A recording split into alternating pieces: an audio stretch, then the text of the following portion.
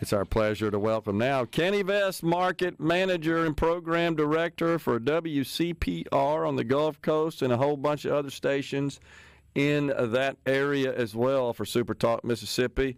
What's going on there, Kenny? Gerard, whoa, no voice. Gerard, how are you, man? Good to see you. I hear you every day. I'm doing fantastic. Thanks for coming on. So in a couple of days, we will celebrate the anniversary of WCPR, which launched in 1995 on September 29th at 3:01.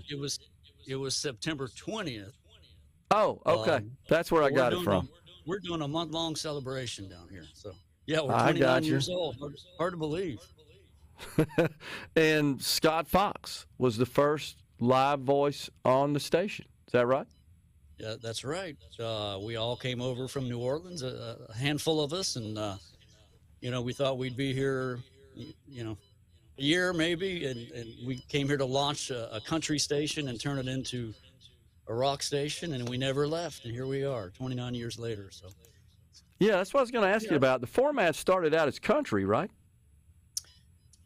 Well, it was new country when we came over here. The previous owner, way back in the day, the station was the third country in the market here on the coast, and just I don't think the market had room for three country stations, and he wanted to be successful and have a station that had high ratings and obviously revenue, and we discussed launching a rock station, and that's what we did, and we're still going strong 29 years later today. Must be doing something right. Still cranking. I think so. Yeah.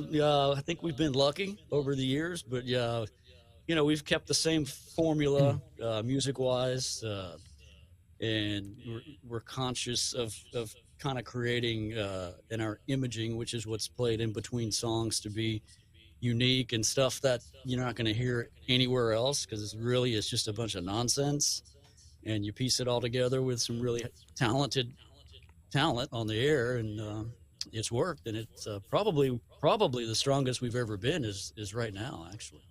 Wow, that's great. 97.9, right? That's the station number. Yeah, that's right. So Kenny, who figures out what's going to play and when? Well, Scott and I do the music every week. We've been doing it every Tuesday for 29 years. So it's Scott Fox and I decide, what songs are played, what imaging, what promos. But, we've got a great staff. Anybody on the air here could do what we do. It's just a team, and everybody knows which direction we're going in, and they can continue the momentum. And so when you surround a radio station with some really good talent, it makes our jobs a lot easier. Do producers of the music, the companies that work with the artists, of course, and create, now it's all digital, do they contact you and send music to you for your consideration? How does that work? Oh, absolutely. It's nonstop. It's record labels. Okay. We are, and this may sound Greek to listeners, but we're a reporting station to a media base, which is a service that tabulates what song is played, when it's played, how many songs it's played, how many times it's played that day, that week. So when you're a reporter, you show up on the radar of record companies, and we've been a reporter for many years. So yeah, we get calls, emails, pretty much relentless, just nonstop. And they'll fly into town and do the record company thing. But yeah, that's a big part of it. So that really hasn't changed significantly, has it, Kenny, since the advent of radio and music format stations?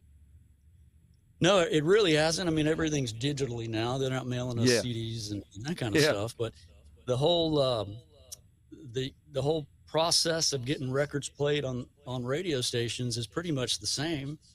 Most again, around the country, the consolidation of big companies where they make a decision, and those music decisions go on all their stations. I think I said this earlier in the week, but we've had the luxury of, we pick every song. We If we have a gut feeling on a song, we're able to put it in. We do have a luxury of picking our own music and deciding, when it's played, how many times it's played. But yeah, record companies still work radio stations, and I don't know if that'll ever go away. Yeah. Now, WCPR licensed in Wiggins, is that correct? Originally, we were licensed in Wiggins. A few years back, we moved our city of license to DeIberville, Mississippi, Okay. here, which is Okay. right here. So Yeah, yeah, we're right there on the coast. That's right.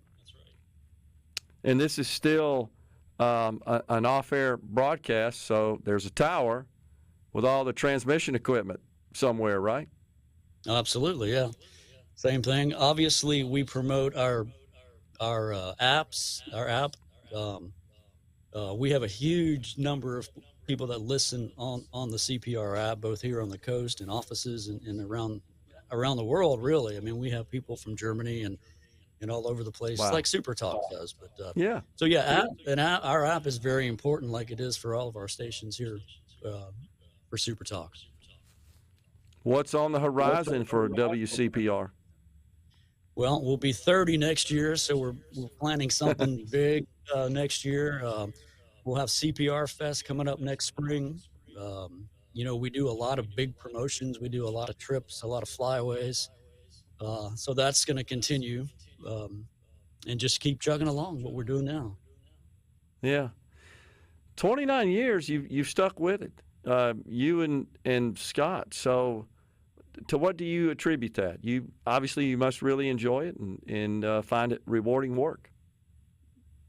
I do, still to this day. Walk in here every day excited about it. So does Scott. And we have a passion for this radio station, really all of our radio stations. But sometimes we look back and kind of laugh where we started in a little house in Gulfport, and now we're in this beautiful facility and all these other radio stations. So yeah, we love it. I mean, we still have a passion for music, for the radio station, and for winning. I mean, we don't ever want to lose.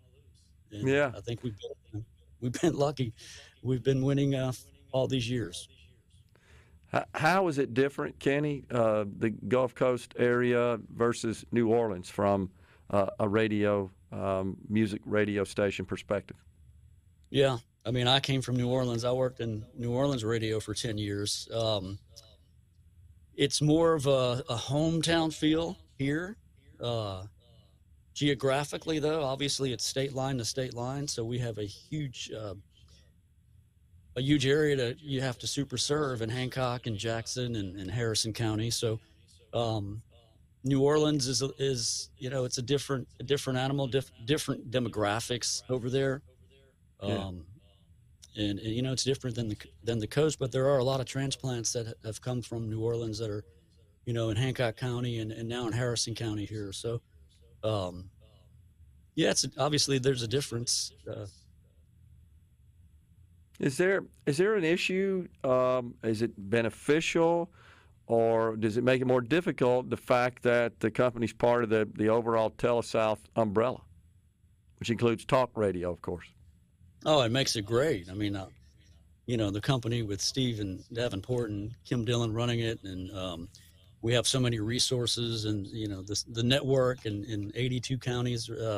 It kind of puts us on a pedestal that we have all this along with this crazy rock station. So it's a good mix. It's great for business. Yeah, that's pretty cool. And I kind of wonder, are there crossovers? Are there people that perhaps enjoy both the talk and the music that maybe listen to all the above? Yeah, we do. Yeah, anytime we bring up SuperTalk, the network, or SuperTalk on 103.1 here around listeners of CPR, they all know it. So yeah, I think there's, our demographic that we target is men 25-54. Okay. And so those guys get, sometimes get tired of listening to music and they flip over to SuperTalk, which is great. Listening to you. That's great. But before we go, what was the first song played on the air on CPR? It was Pearl Jam, Alive. How about that? Little trivia Yes. there. That's pretty cool. Kenny, good It to was. see you. Enjoyed talking to you. Great work. Great job. Thank you, man. All right, Gerard. Thank you, man. Have a great weekend. You too. We're coming right back, folks, in the Element Wealth studio. We got JT Mitchell, news director for SuperTalk Mississippi News, up next.